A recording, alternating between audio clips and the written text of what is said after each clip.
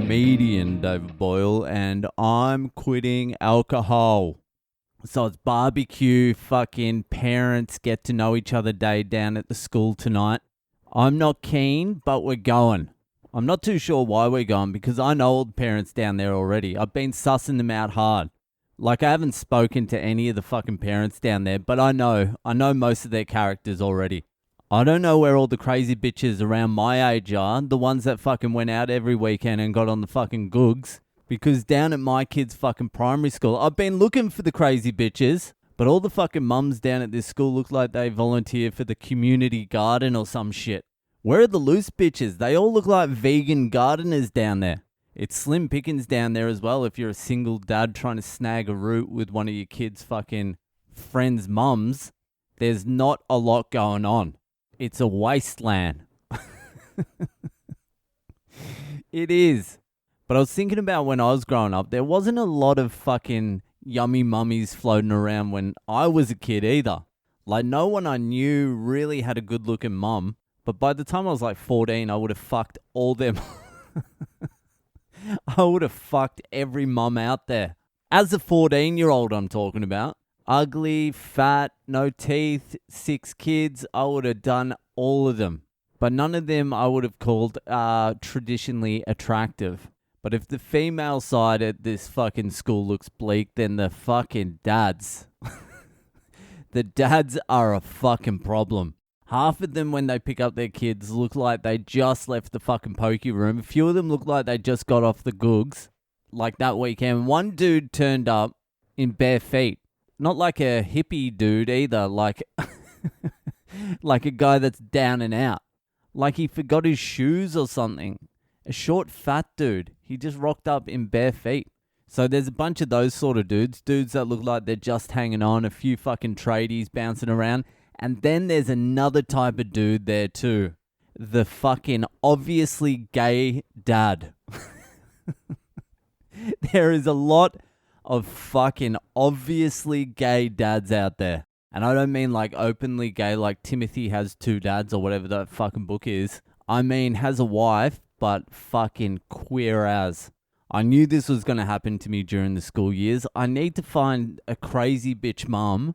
I get along with crazy bitches and I need to find a dad that is like in between the guy who picked up his kids with no shoes and gay dad. Gay dad is virtually the same person as fucking vegan gardener mum. I think there's a few lesbos down there too. But yeah, I need to find like semi-gay dad with shoes. Or something. The school years are going to be hard for me. Anyway, it's fucking barbecue time. And then I'm going to the Swannies, the Sydney Swans game. That means nothing to most of you, but it's the AFL, the Australian rules football.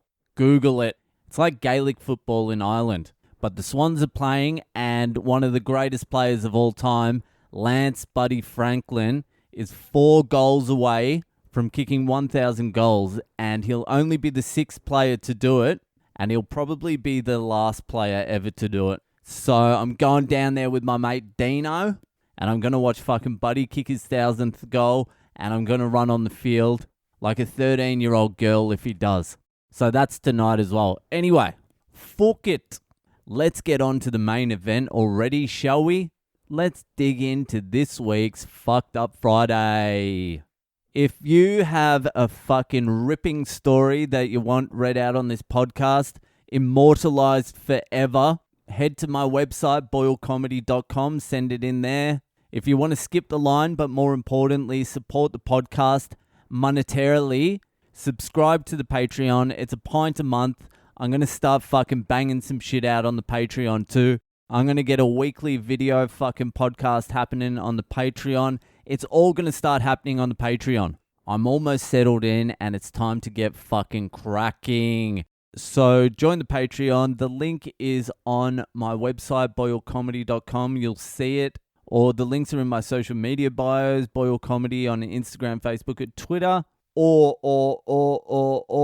just message me directly and I'll send you the link myself. Anyway, let's get to this week's Fucked Up Friday. So this week's Fucked Up Friday was sent in by a fucking Sydney legend. Zayn. And a lot of you say you're my biggest fan, but fucking Zayno. This cunt bought a Fuck Adrian t-shirt. He donated through the website and he signed up to the Patreon. This man is loyal to the boy Al. I don't know if he wants his whole name read out, but fuck him. This story was sent in by Zane Phillips in Sydney. Here we go. A few years ago, I was with the boys, sniffing my way through Europe, 1 8-ball at a time. Did Berlin, running of the bulls in Pamplona, all that jazz. You name it, we did it. This particular story begins towards the end of our journey. We made it to Greece, Far Out Beach Club in Eos to be exact, where there were no drugs in sight and just a bunch of roided up gronks having a dick swinging competition to Avicii and Calvin Harris. Yuck! That is disgusting. I would have flown straight out of there. I would have taken my long sleeve t-shirt and got the fuck out of there. So they had cheap quad bike rentals, so you'd get pissed and go do donuts in the sand. So that was pretty mint. Anyways, he said that was pretty mint. Mint. I haven't heard that in a while. That's fucking good. Fucking pretty mint. Anyways, upon our arrival to the beach club, the guy checking us in, let's call him Derek because he was a fucking Derek. Derek was being a complete fucking Derek, saying our reservation didn't exist. After then going to management and getting it sorted out, old mate Derek wouldn't take us to our rooms, so we ended up having to spend 45 minutes trying to find our rooms. Once acquainted and realizing I have no way of getting laid without MDMA. Really? What about booze? MDMA? I never even thought about fucking on MDMA. Darting and talking, yes. Fucking no. So, getting laid without MDMA, I decided to drown my sorrows and drown 2/3 of a bottle of vodka. I don't drink vodka normally, so naturally, as a young Australian, my toxic masculinity got the better of me, and I began just fucking shit up. Classic Aussie overseas. Classic bogan abroad. Ended up meeting up with some other burnouts.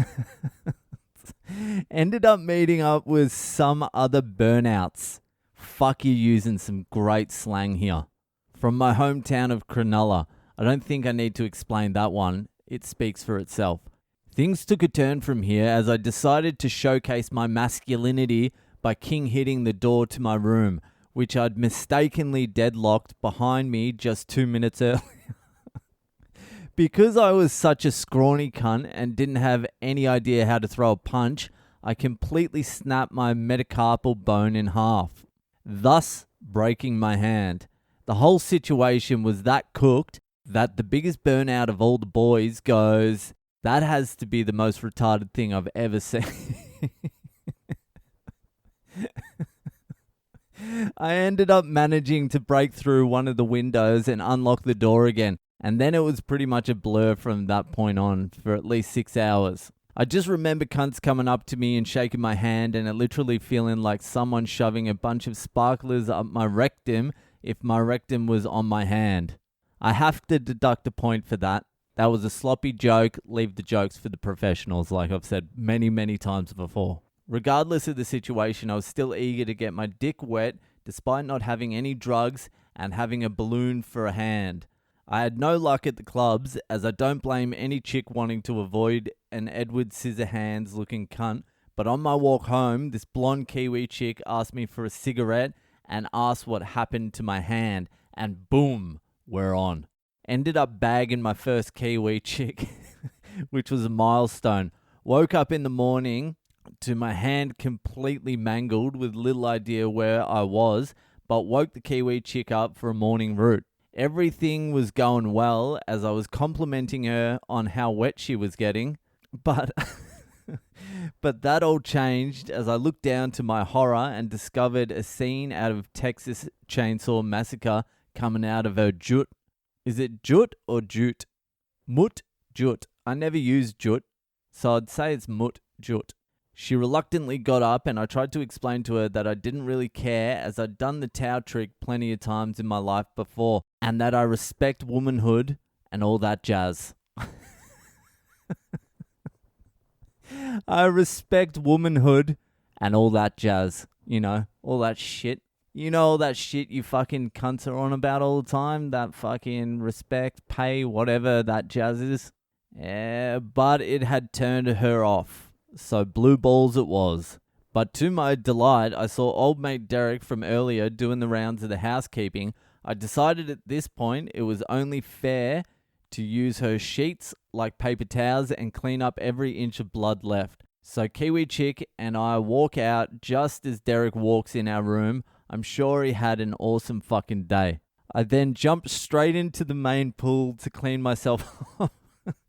And that was that. It was a biblical moment. That is a fucking bogan abroad story if I've ever heard one. That is a loose unit. The world hasn't been able to see these loose units for the last 2 years while our borders have been closed. But get ready, world, because the fucking bogans are coming back. Anyway, Zano, thank you for fucking sending that in. Great story. Enjoy your weekend, and I'll see you the fuck later.